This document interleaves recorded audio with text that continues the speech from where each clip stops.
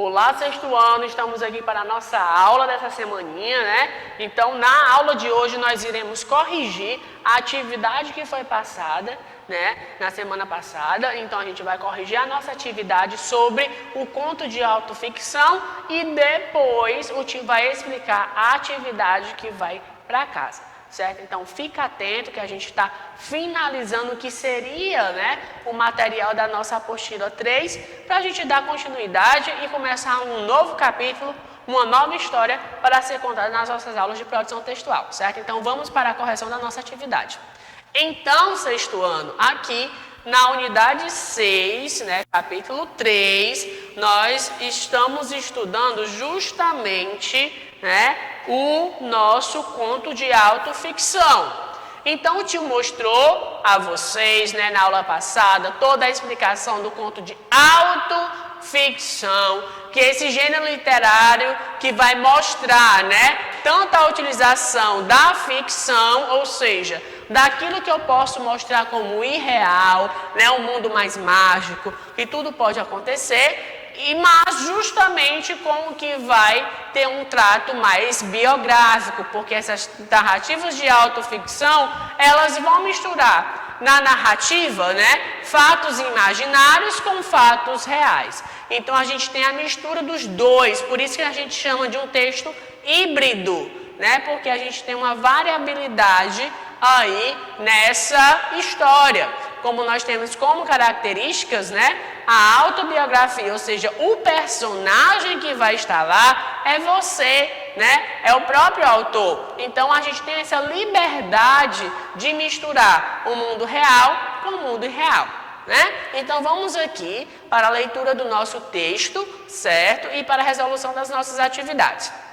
Então aqui vocês têm esse texto, né, no capítulo 1, que é justamente um texto do Carlos Heitor Coni, certo? Um autor bastante conhecido, com o texto Quase Memória. Então vamos lá ver o que nós temos aqui, que ele vai nos apresentar. O dia 28 de novembro de 1995, a hora aproximadamente 20, talvez 15 para 1 da tarde, local, a recepção do Hotel Novo Mundo aqui ao lado no Flamengo, né? Acabara de almoçar com minha secretária e alguns amigos, desceramos a escada em curva que leva do restaurante ao hall da recepção. Pelo menos 1 ou 2 vezes por semana cumpro esse itinerário. E pelo que me lembre, nada de especial me acontece nessa hora e nesse lugar. Em todos os sentidos, uma passagem. Não cheguei a ouvir o meu nome, foi a secretária que me avisou. Um dos porteiros de cabelo branco, óculos de aros grossos, queria falar comigo e sabia o meu nome. Eu que nunca fora hóspede do hotel, apenas um frequentador mais ou menos regular do restaurante que é aberto a todos. Aproximei-me do balcão, duvidando que realmente me tivesse chamado. Ainda mais pelo nome. Não haveria uma hipótese passável para que soubesse meu nome. Sim, o porteiro tirou o óculos, abriu uma gaveta embaixo do balcão e lá retirou um embrulho que parecia um envelope médio, gordo, amarrado com barbante ordinário. Então vamos ver aqui.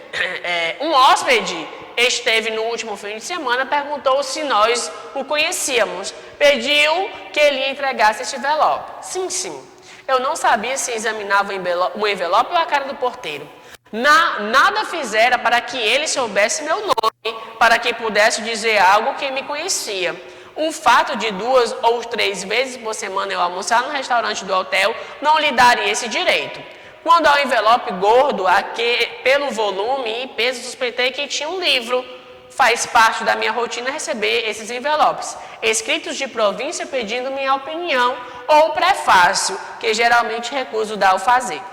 Deixa o nome, perguntei para perguntar alguma coisa. Bem, o nome dele não está na nossa lista de hóspedes, é do interior de São Paulo, mas, infelizmente, não costumamos dar o nome dos nossos hóspedes, a não ser em casos especiais. Passou-me o envelope, que era à primeira vista e ao primeiro contato, aquilo que eu desejava, aquilo que eu desconfiava, melhor dizendo. os originais de um livro, contos, romances ou poesias, talvez histórias ou ensaio. Está certo, não terei de agradecer, a menos que o nome e o endereço do interessado estejam. Foi então que olhei bem o embrulho. A princípio, apenas suspeitei e ficaria na suspeita se não houvesse certeza. Uma das faces estava subscritada. Meu nome em letras grandes e a informação logo abaixo sublinhada pelo traço inconfundível. Para o jornalista Carlos Heitor Coni, em mão. Era a letra de meu pai, a letra e o modo. Tudo no embrulho revelava, o inteiro total. Só ele faria grandes dobras no papel, só ele daria aquele nó no barbante ordinário, só ele escreveria meu nome daquela maneira, acrescentando a função que também fora a sua. Sobretudo, só ele destacaria o fato de alguém ter se prestado a me trazer aquele embrulho. Ele detestava o correio normal, mas se alguém avisava que em algum lugar logo encontrava um motivo para mandar alguma coisa a alguém por intermédio do portador. Desencavava um amigo ou conhecido em qualquer lugar do mundo. Bastava que alguém comunicasse: vou à Bulgária, vou a Juiz de Fora. Ele logo descobria alguém a quem mandar alguma coisa, fosse na Bulgária, fosse em Juiz de Fora. Até mesmo o cheiro, pois o envelope tinha um cheiro. Era o cheiro dele, de fumo e água de alfazema que gostava de usar. Metade por vaidade, metade por acreditar que a alfazema cortava o mal-olhado, do qual tinha hereditário horror. Recente, feito e amarrado há pouco. Tudo no envelope o revelava. Ele, o pai inteiro, com suas manias e cheiros. Apenas uma coisa não fazia sentido. Estávamos, como já disse, em novembro de 1995 e o pai morrera aos 91 anos no dia 14 de janeiro de 1985. Então, gente, a gente tem esse texto, né, desse livro do Carlos Heitor Coni. A gente vê que esse texto também é um texto biográfico, né, que a gente está vendo o eu aqui desse narrador, certo? Sendo que nós sabemos esse desenrolar da história aqui no finalzinho, né? Ele achava que era do seu pai por vários motivos. Só que existe um detalhe. O ano que esse fato aconteceu foi em novembro de 1995. E o pai dele morrera em 14 de janeiro de 1985. Ou seja, há 10 anos atrás o pai já tinha falecido. Né? Então a gente tem essa questão do mistério, né? Aí da questão da ficção. Como é que alguém, nesse dia atual, te manda um livro e ele descobre ali pela façanha do embrulho, né? E pelo que estava escrito, que era do seu pai e também ele lembrava que o pai tinha morrido há 10 anos. Então como é que esse homem entregou esse envelope naquele dia se ele já tinha falecido há 10 anos? Né? Então aqui a gente tem um texto de autoficção, ou seja, na ficção eu posso ter realmente essa mistura, né? Do real com o irreal, certo? Então vamos às nossas atividades. Primeira questão, qual é o foco narrativo utilizado no texto? Gente, foco narrativo, qual é o narrador? O texto é narrado em primeira pessoa, né? Então, desde o início, nós temos toda essa revelação que é da primeira pessoa, né? Acabara de almoçar com a minha secretária e alguns amigos. Então, a gente já tem aqui desde o início a marca da primeira pessoa. Então, o narrador é o narrador em primeira pessoa, também chamado de narrador personagem. Segunda questão. Quando passamos pelo saguão do hotel, como fazia tantas vezes, o que aconteceu ao narrador no dia 28 de novembro de 1995? Um porteiro do hotel, né, que o narrador não conhecia, pediu para falar com ele e o homem queria entregar uma encomenda para o narrador. Né? Então, o que foi que aconteceu foi justamente isso, que o porteiro do hotel, que não o conhecia, né, porque como a gente viu pela história, este narrador, né, ele só ia lá para almoçar, então ele não tinha acesso aos quartos do hotel. Então, um porteiro não conhecia e nem ele, o outro da mesma forma, então o porteiro chamou e pediu né, para falar com ele, porque tinha uma encomenda para entregar, ok? Terceira questão, o que havia no envelope que foi entregue ao narrador? No envelope, né, como o narrador suspeitava, havia um livro, né? Então, como Carlos Heitor Econi ele é escritor, pode ser que esse texto seja biográfico, né? Então, ele recebia livros, né? Como ele mesmo disse no texto, o narrador falava que ele tinha o costume de receber livros, como ele também tinha o costume de escrever prefácios, né? Que é esse iniciozinho aí dos textos, né? Dos livros que a gente sempre encontra, ok? Então, nós temos tudo isso. Quarta questão. Ao observar melhor o embrulho, o narrador notou algo curioso naquele envelope. O que era? Justamente o que estava escrito, né, gente? A letra do embrulho a letra do embrulho era a letra do seu pai, do narrador. Além disso, a forma do embrulho foi feita. O cuidado com as dobras e o nó do barbante eram iguais àqueles que o pai fazia. Então, isso tudo foi o que nós temos dentro, certo, dos nossos, desse texto, né? A gente vê que tudo isso é o que vai colocar dentro da obra, né? A letra do embrulho, né? Também a forma como esse embrulho foi feito, as dobras, um nó. Depois a gente vem também olhar também o cheiro, né, que tinha. Então vamos lá, certo?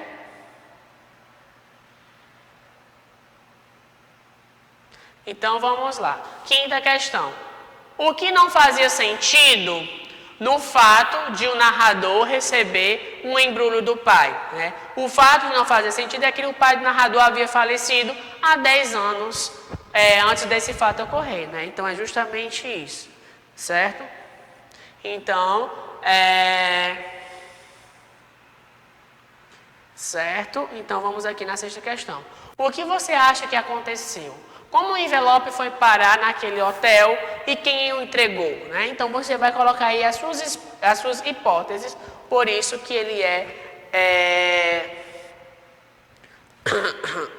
dessa forma, certo? Então vamos aqui. Gente, então vamos aqui. Olha, a produção já foi pedida, né? Então a gente tem um encerramento justamente do que seria a apostila 3, certo? Só que para casa vocês irão ter uma outra atividade, certo? Que seria justamente a atividade avaliativa, como sempre a gente faz no encerramento de cada material. Ok? Então, como atividade de casa, vocês irão fazer uma atividade avaliativa, que está aqui, que é justamente essa. Eu escolhi um dos 5 gêneros estudados na apostila 3 e eu montei aí uma proposta para vocês, algo diferenciado do que está sendo trabalhado no material, certo? Então, preste atenção. Produzindo um conto, porque nós estudamos o conto na apostila 3. O conto é um gênero de discurso narrativo, sua configuração material pouco extensa, né? Essas características de síntese exigem número reduzido de personagens, né? A gente já viu tudo isso, que os personagens são menores, o espaço é menor, o tempo é também, né? E o conflito poderá ou não ser solucionado. Então, qual é o tema da proposta de vocês? Deu a louca nos contos de fada. Então, o que vocês vão fazer, né? Então, vamos lá, gente. Chegou a sua vez de criar um conto. Ao longo de sua vida, você deve ter conhecido vários contos de fada, principalmente porque as primeiras histórias narrativas que temos em nossos contos. Então, sendo contos como a Branca de Neve, a Rapunzel, o Gato de Botas, a Cinderela e outros mais, né, que é as primeiras que a gente né? Escolha um deles e reconte a história. Então, gente, vamos pegar alguns dos contos e vocês vão recontar a história, né? Vocês vão modificar. Qual é o fim que vocês poderiam dar? Qual é o outro jeito que vocês poderiam contar a história? Então, vocês vão escolher uma história e recontar, né? A gente pode, como o mesmo proposta que está dando, né? Deu a louca no conto de fadas. Então, vocês vão recriar as histórias, qualquer uma das histórias dessa, ou outras que vocês conhecem, e vão recontar, certo? Criar um outro fim, colocar outros personagens, colocar uma outra aventura que eles participaram, ok? Lembrando que o seu texto deve ser autoral e não uma cópia, seja criativo em seu texto, tanto porque você pode e deve alterar a história do conto. Você deverá recriar a história, certo? Então, vocês vão escolher um deles e recontar a história aí, certo? Nós estamos trabalhando com o gênero conto, certo? Então, vocês podem utilizar bem o imaginário, né? Então, como é que eu vou fazer esse texto? Tá aqui a proposta, né? Você vai fazer lá no seu caderno um cabeçalho com o nome da disciplina, o seu nome, o número, o nome do professor, a série, a data, como sempre a gente faz. O texto é um conto, vocês vão botar o título do conto de vocês. O texto é no mínimo de 20 linhas, né? Deve ser escrito de caneta azul ou preta. Tira a foto do caderno e envia para o e-mail indicado na agenda, que é o e-mail da turma. Então, vocês vão fazer do mesmo jeito que sempre fazem, só que a proposta é esta aqui, certo? Deste material.